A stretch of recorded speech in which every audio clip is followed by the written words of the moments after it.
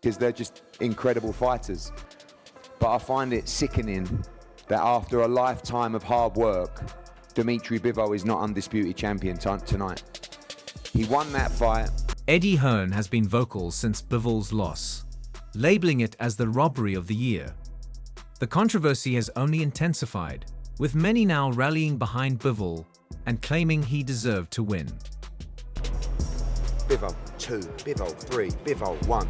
I couldn't even find a draw. Was one of them 116, 112 to Beterbiev? 116, 112 is...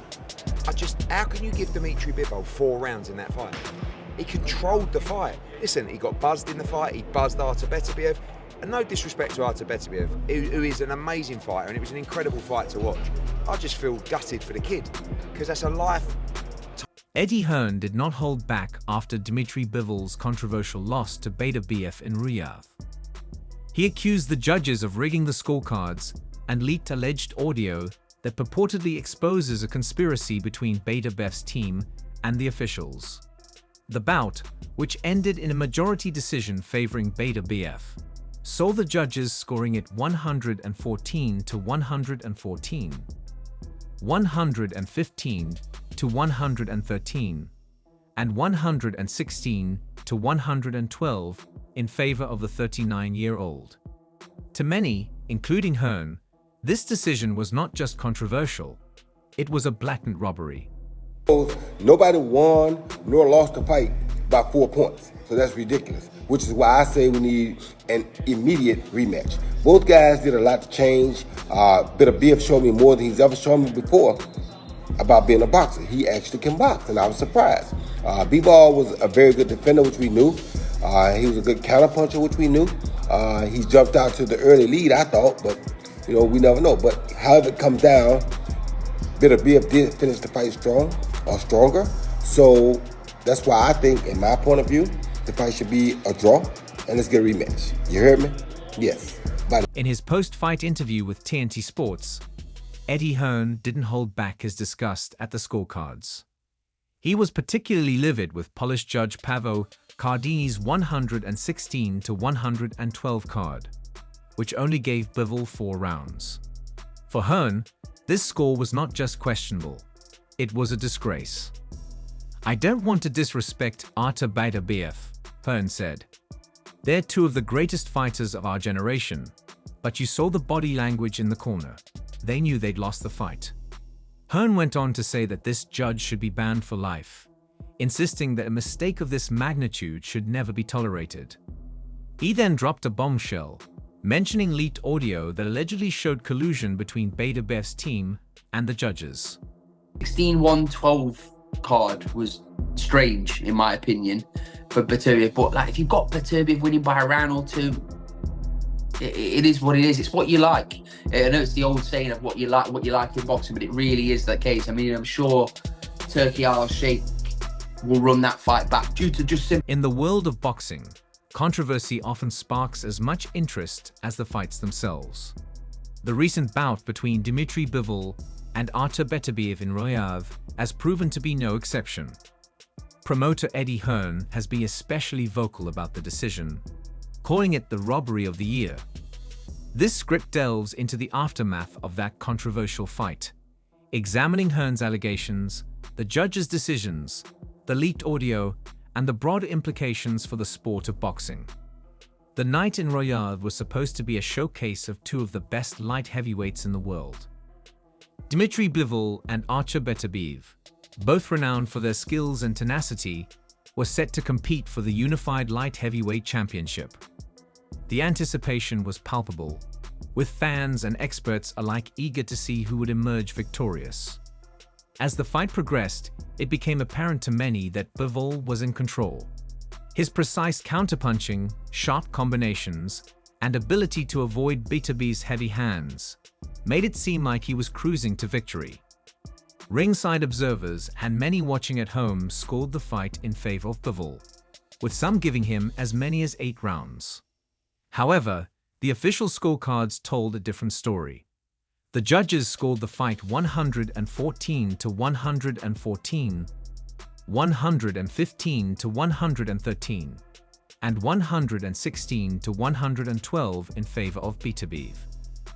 The decision left many, including Eddie Hearn, in shock and disbelief. In his post-fight interview with TNT Sports, Eddie Hearn did not hold back his disgust at the scorecards. He was particularly livid with Polish judge Paweł Cardini's 116 to 112 card, which only gave Bivol 4 rounds. For Hearn, this score was not just questionable, it was a disgrace. "I don't want to disrespect Artur Beterbiev," Hearn said.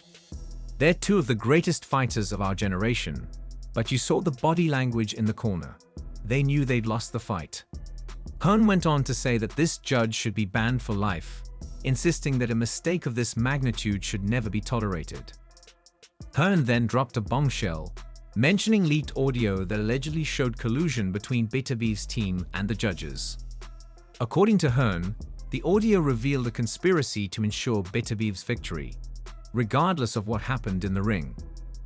Hearn's claims were further fueled by the release of the alleged audio, which he claimed exposed a dirty conspiracy between Beterbiev's team and the officials. In the audio, voices could be heard discussing the need to ensure a favorable outcome for Beterbiev, regardless of the actual fight results. This revelation sent shockwaves through the boxing community, raising serious questions about the integrity of the sport. The controversy surrounding the judges' decisions only intensified with the release of the audio. Many fans and experts who had already questioned the scorecards felt vindicated by the new evidence.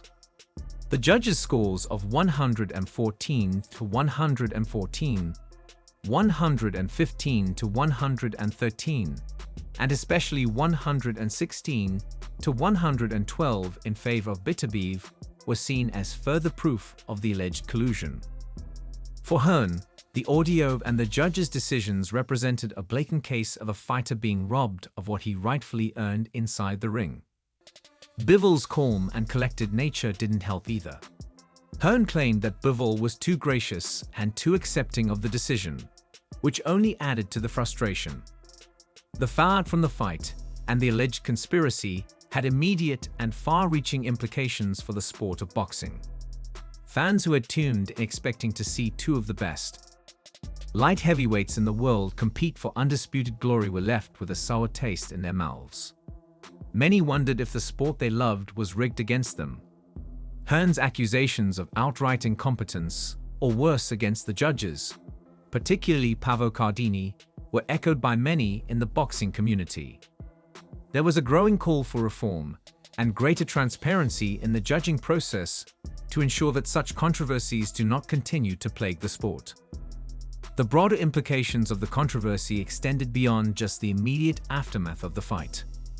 The boxing world was once again ignited with debate and discussion about the integrity of the sport. Prominent figures like Bob Arum expressed their deep frustration over the situation, with Arum calling the IBF's decision to mandate a title defense for Beterbiev insane. At the heart of Arum's frustration was the IBF's decision to mandate a title defense for Beterbiev against a virtually unknown challenger, Michael Ear. This mandate came just days after Beterbiev's highly debated victory over Bivol, a fight that many fans and experts saw as far from definitive. Instead of building toward a lucrative and anticipated rematch, Beterbiev was being pushed into what felt like a pointless bout.